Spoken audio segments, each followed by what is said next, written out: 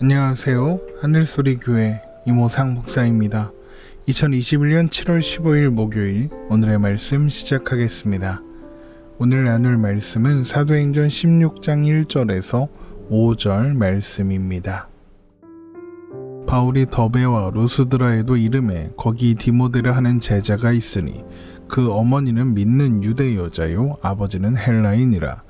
디모데는 루스드라와 이고니온에 있는 형제들에게 칭찬받는 자니 바울이 그를 데리고 떠나고자 할새 그 지역에 있는 유대인으로 말미암아 그를 데려다가 할례를 행하니 이는 그 사람들이 그의 아버지는 헬라인인 줄 다 알미러라. 여러 성으로 다녀갈 때에 예루살렘에 있는 사도와 장로들이 작정한 규례를 그들에게 주어 지키게 하니 이에 여러 교회가 믿음이 더 굳건해지고 수가 날마다 늘어가니라. 아멘.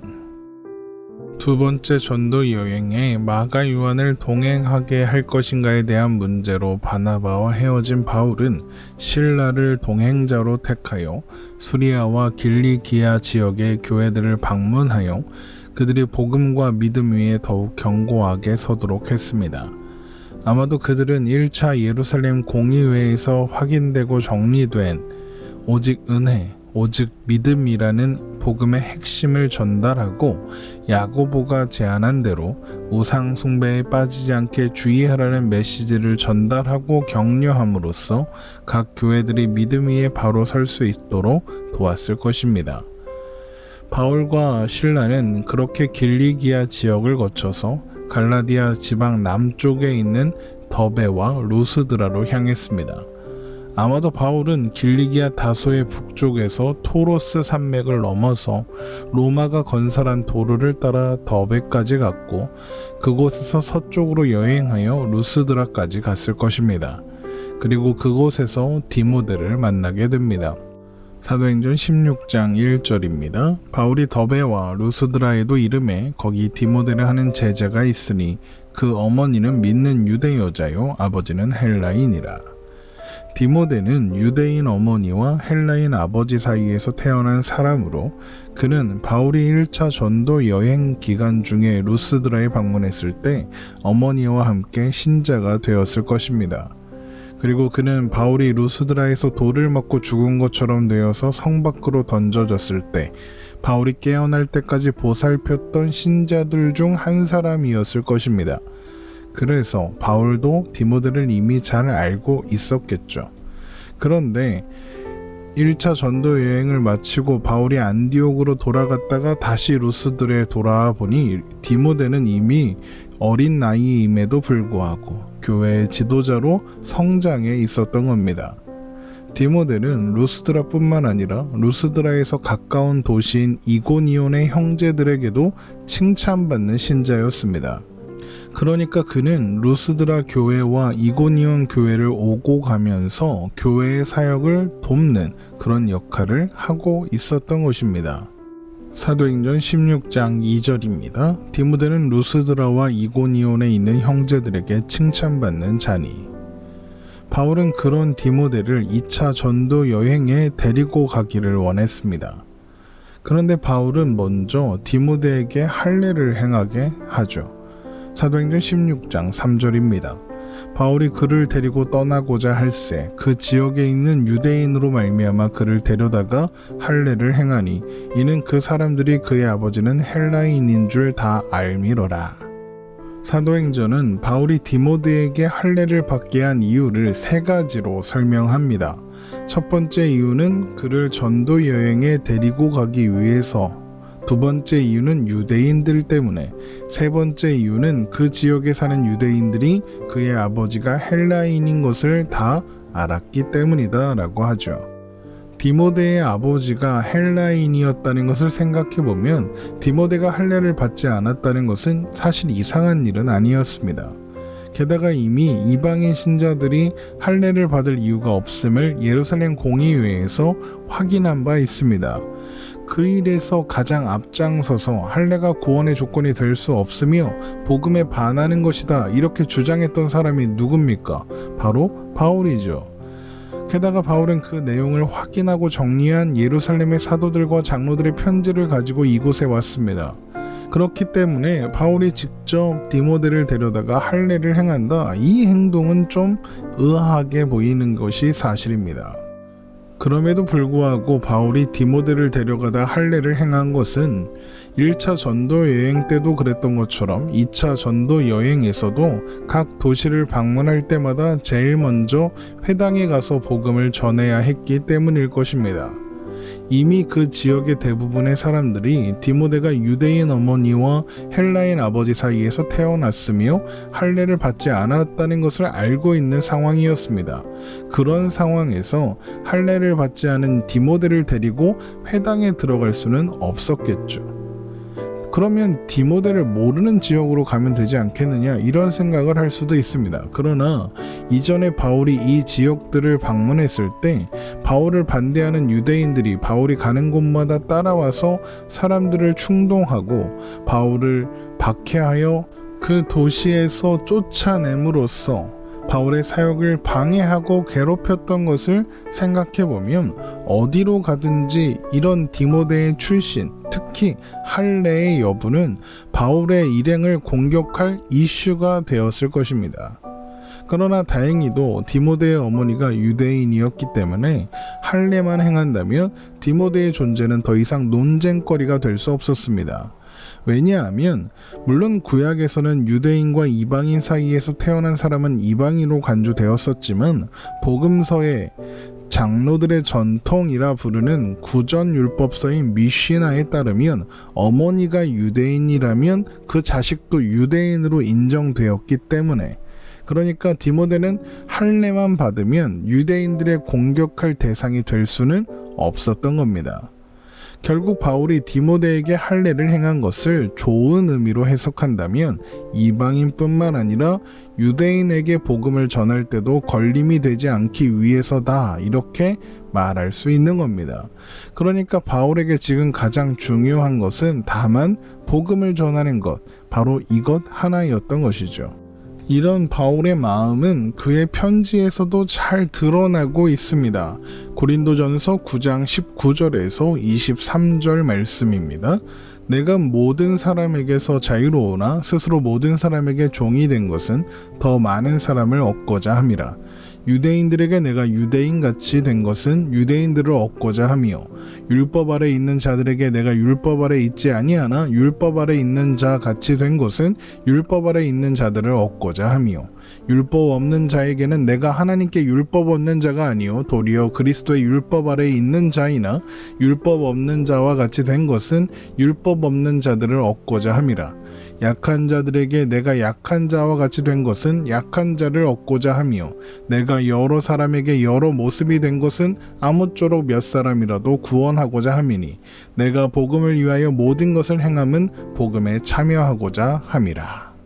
이 말씀을 보면 바울은 복음을 전하기 위해서라면 기꺼이 여러 사람에게 여러 모습이 되었다, 어떤 모습이라도 될 수 있었다, 복음을 전하는 것이 나에게 가장 중요한 일이다 라고 이야기합니다.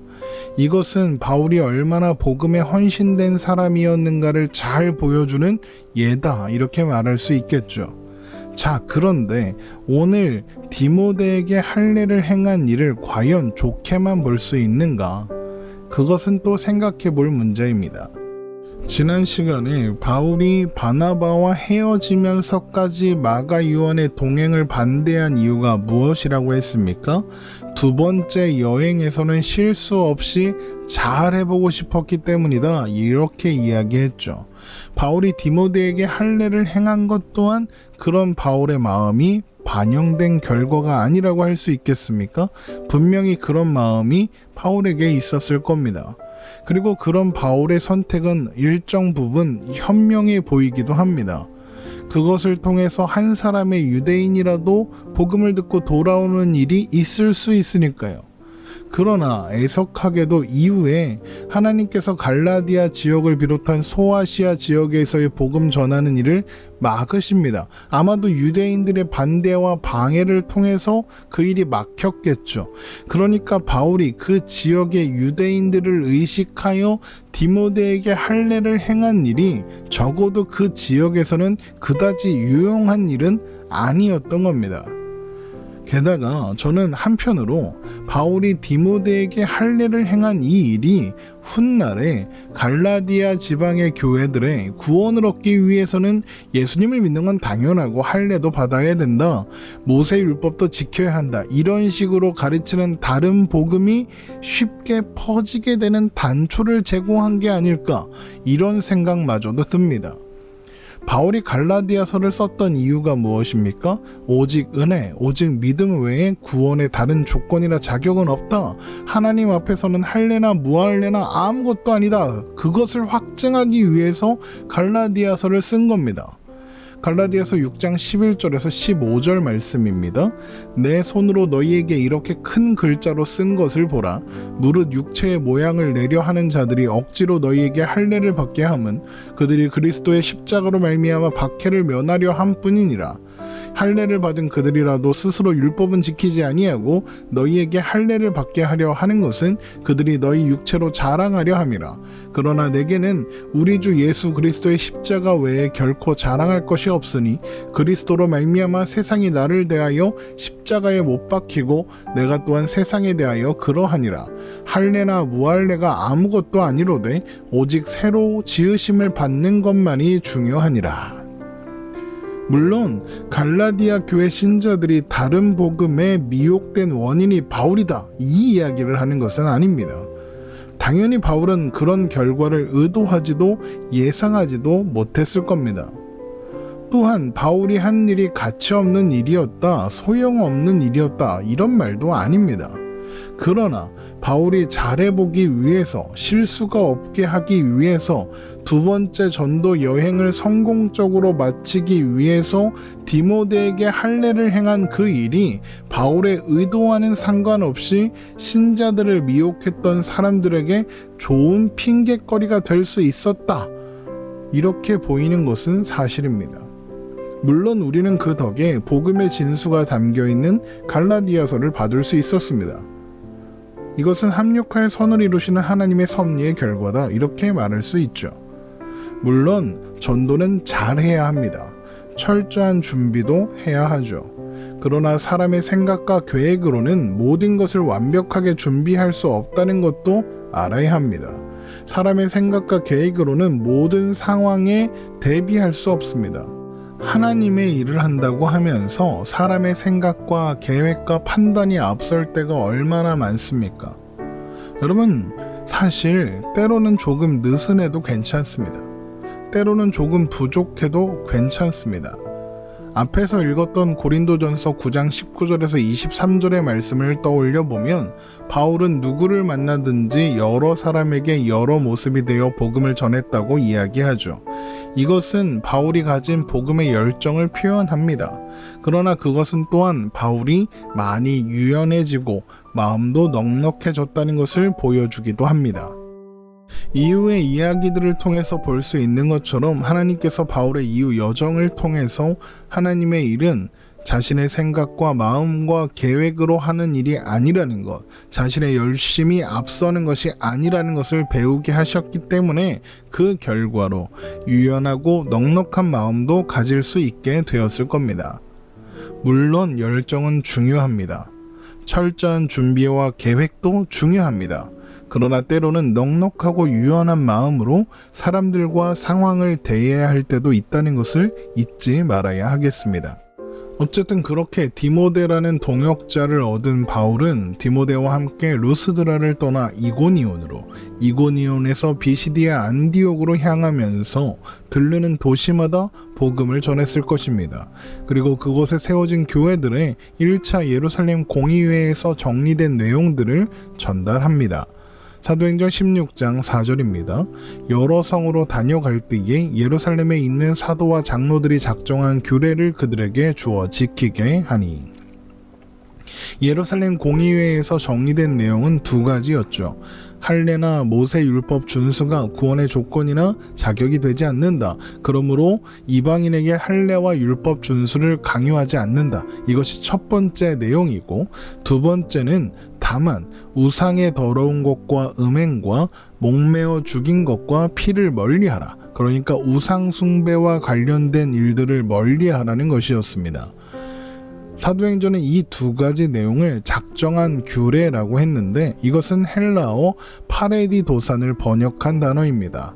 이 단어는 지켜야 할 규율이나 규범에 관한 공식적인 문서라는 의미로 사용되는 단어입니다. 이 단어는 로마의 식민지에서 살아가는 사람들에게 황제의 칙령을 통해서 익숙해져 있었을 것입니다. 그러니까 작정한 규례라는 이 표현을 통해서 바울이 전하는 이 내용이 바울 한 사람의 의견이나 주장이 아니라 교회의 공식적인 결정이라는 것, 그러므로 신자가 모이는 곳은 어디서든지 지켜야 하는 내용이다, 이런 의미를 가지고 있는 것입니다. 그렇게 바울의 방문과 예루살렘 교회의 결정을 전달받은 교회들은 믿음이 더욱 굳건하여졌고 그 수가 날마다 늘어갔습니다. 사도행전 16장 5절입니다. 이에 여러 교회가 믿음이 더 굳건해지고 수가 날마다 늘어가니라.